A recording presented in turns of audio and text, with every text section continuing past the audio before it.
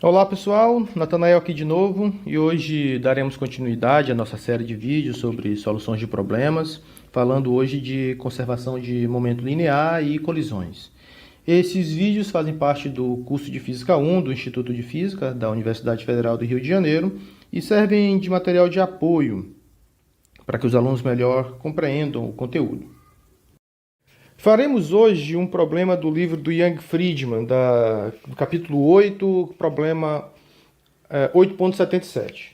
O problema diz o seguinte: um automóvel sedã de 1.500 kg entra em um cruzamento largo, trafegando de norte a sul, quando é atingido por um utilitário de 2.200 kg, trafegando de leste a oeste.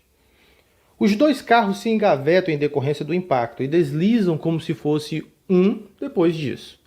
Medições no local mostram que o coeficiente de atrito cinético entre os pneus desses carros e o pavimento é 0,75 e os carros deslizam até parar em um ponto 5,39 metros a oeste e 6,43 metros a sul do ponto de impacto.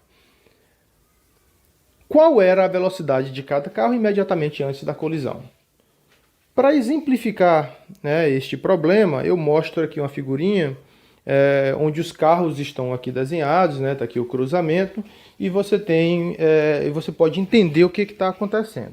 Então, basicamente, você tem esse carro que vem de norte a sul, que ele vem aqui numa dada direção e se colide com outro carro que vem de leste a oeste, tá certo?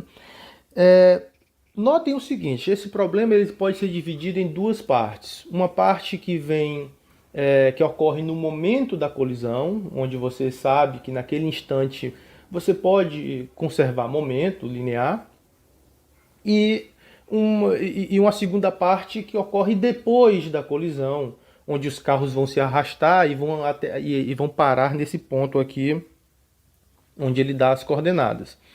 E nesta parte você sabe que a presença de um atrito externo, representa uma força externa que não conserva momento. Então você tem que separar o seu problema em duas partes, no momento da colisão e depois da colisão, tá certo? Para que a gente resolva o problema, também é importante que a gente defina um referencial. E está aqui o meu referencial, certo? Eu adoto um referencial positivo para cima, e no caso de y, e positivo da esquerda para a direita, no caso de x. Certo, então vamos começar a resolver o problema. Eu vou fazer o seguinte, eu vou começar a resolver o problema depois da colisão. Certo? Depois da colisão. Isso porque nesta etapa do problema, você sabe que momento não se conserva, então você pode usar o que a gente conhece, por exemplo, de leis de Newton e de cinemática, para pelo menos conseguir identificar qual é a velocidade do conjunto após a colisão, né? Porque notem o seguinte, depois da colisão, os carros saem juntos nessa direção do vetor aqui, desse vetor vermelho, né? Dessa seta vermelha, até parar neste ponto. Então é importante que nós possamos determinar primeiro qual é a velocidade que o conjunto dos dois carros saem nessa direção, tá certo? Para isso a gente pode usar, por exemplo, o que a gente sabe de cinemática, né? De equação de Torricelli, né? Então você bota aqui v ao quadrado é igual a v0 ao quadrado mais 2 vezes ΔS A. Certo? Onde esse v ao quadrado aqui ele é zero, né? Porque o conjunto dos dois carros vão parar depois de um dado instante, né? Depois de percorrer um dado espaço. Só que fica o problema, né? Primeiro, quem é esta aceleração, certo? E segundo, quem é este espaço ΔS? Então, vamos primeiro aqui descobrir quem é ΔS. ΔS é fácil de encontrar, porque eu posso apenas usar relações trigonométricas, certo? A saber, eu posso usar o Teorema de Pitágoras, certo? Porque ele me diz aqui que os carros andaram 5,39 metros ao longo de x e mais 6,43 metros ao longo de y. De modo que este ΔS aqui eu consigo encontrar via Pitágoras, tá certo? E aí eu deixo para vocês mostrarem que esse valor de ΔS nada mais é do que, né, quando você faz Pitágoras, 8,39 metros, tá certo? Então, a primeira dificuldade já foi vencida. Falta agora a gente descobrir quem é essa aceleração. Então, para que nós possamos descobrir quem é essa aceleração, vale muito a pena lembrar vocês do que a gente aprendeu lá em Leis de Newton, certo? Então, imagine que esse bloquinho que eu estou desenhando seja o conjunto dos dois carros, né, que saem nessa direção após a colisão, e sei lá, eles têm aqui uma velocidade v. Então, neste plano da horizontal, só tem uma força externa atuando, e esta única força externa que atua é a força de atrito, é a FAT. Certo? De modo que, dado que a gente aprendeu lá em Leis de Newton, a gente sabe que força resultante, então, vai ser menos a FAT. Certo? Menos porque está no sentido contrário do movimento. Se eu substituir aqui força resultante igual a massa vezes a aceleração, né, e substituir a FAT igual a normal, né, onde aqui a normal também é massa vezes gravidade, né, vezes aqui o μ cinético, eu encontro que essa aceleração ela nada mais é do que menos μ vezes g. De modo que, se eu substituir este valor de aceleração nesta equação aqui de cima, então eu consigo encontrar quem é essa velocidade, certo? Então vamos voltar lá. Então o que a equação me dizia era nada mais nada menos que esse v0 ao quadrado era igual a menos 2 vezes ΔSA, só que com a substituição desses valores, né, você fica com 2 vezes ΔSG vezes μ cinético. Certo? Eu deixo para vocês mostrarem que após substituir esses valores, você encontra que essa velocidade inicial dos dois, né, juntos, né, do conjunto dos dois carros após a colisão, é de 11,1 metros por segundo. Então, nesta primeira parte do problema, o que eu fiz apenas foi resolver o que acontece depois da colisão. Então, depois da colisão, os dois carros saem juntos com uma velocidade de 11,1 metros por segundo e eles vão parando devido à força de atrito, tá certo? Mas isso não é o que eu quero resolver no problema. Eu quero resolver quais são as velocidades de cada carro antes da colisão. Mas aí agora eu posso usar a conservação de momento, tá certo? Porque naquele exato instante da colisão, eu sei que o momento se conserva, certo? Para isso, eu vou limpar isso tudo e vou começar a resolver a segunda parte do problema, que é a parte do que acontece no momento da colisão. Então, vamos lá. Nesta segunda parte, eu vou resolver o problema na colisão. Para isso, eu vou só anotar aqui alguns dados que nós já tínhamos, né? De que, por exemplo, o tanto que o carro andou, de fato, foi uma distância de 8,39 metros, né? Dado que ele tinha dado aqui os catetos para a gente, né? Que era 5,39 e 6,43. E além disso, vou anotar também a velocidade que os carros saem após a colisão, né, que a gente descobriu no caso anterior, que era de 11,1 metros por segundo. Então, após a colisão, essa é a velocidade do conjunto dos dois carros, tá certo? Que vão até parar. Então, durante a colisão, eu sei que momento se conserva, certo? E a colisão completamente inelástica, só se conserva momento, não se conserva energia. Então, o que eu tenho que fazer aqui é basicamente escrever o momento separadamente dos dois carros. Então, por exemplo, o momento de P1, dado o meu referencial, e aqui é importante que eu leve em consideração o meu referencial, é menos M1, V1, Y chapéu, certo? O Y chapéu porque ele está vindo de norte a sul e menos porque ele está nesse sentido contrário, tá certo?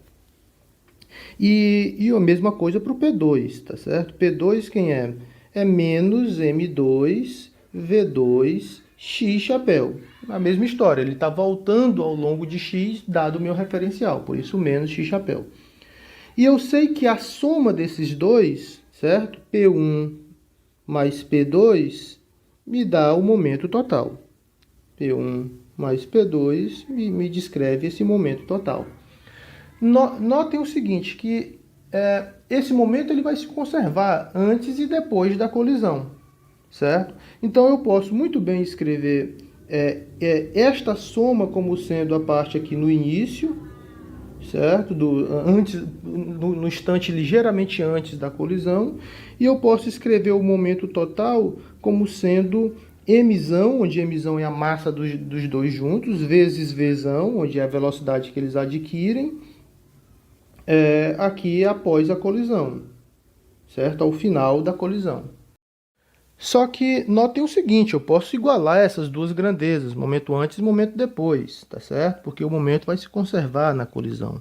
De modo que se eu escrever o momento antes, né, vai ser a soma desses dois momentos antes, né, M2, V2, X chapéu, menos M1, V1, Y chapéu, isso daqui é igual a mzão, vzão, aqui vetor velocidade, né?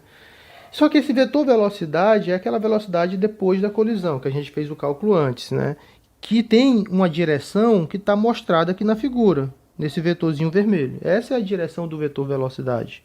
Mas para a gente prosseguir nossa conta, a gente tem que decompor essa velocidade aqui ao longo de x e tem que decompor essa velocidade ao longo de y. Vy aqui, certo? De modo que, por exemplo, eu sei que Vx vai ser esse V0, né?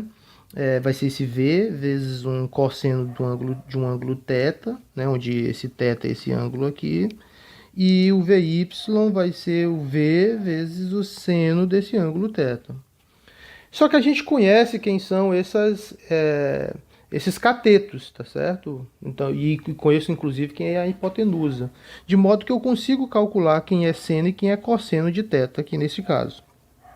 Certo? Eu deixo para vocês mostrarem que o cosseno desse θ é aproximadamente aqui 0,642, enquanto o seno deste ângulo θ é aproximadamente 0,766, certo?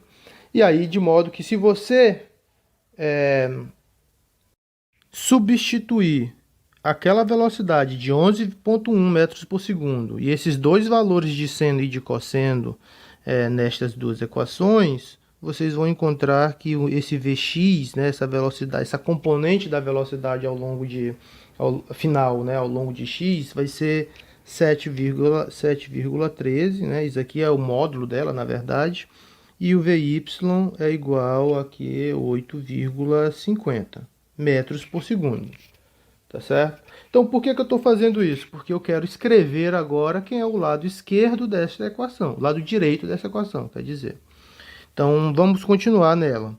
Então, do lado aqui da esquerda, eu continuo com menos M2, V2, X chapéu, menos M1, V1, Y chapéu, enquanto do lado da direita eu fico aqui com a massa total, certo? Mzão, que é M1 mais M2, e agora eu vou substituir esse vetor velocidade, certo? Nota que aqui, essa conta que eu fiz antes era uma conta para os módulos, mas esse vetor velocidade ele está indo na direção oposta, tanto de x quanto de y, então ele é negativo, tá certo?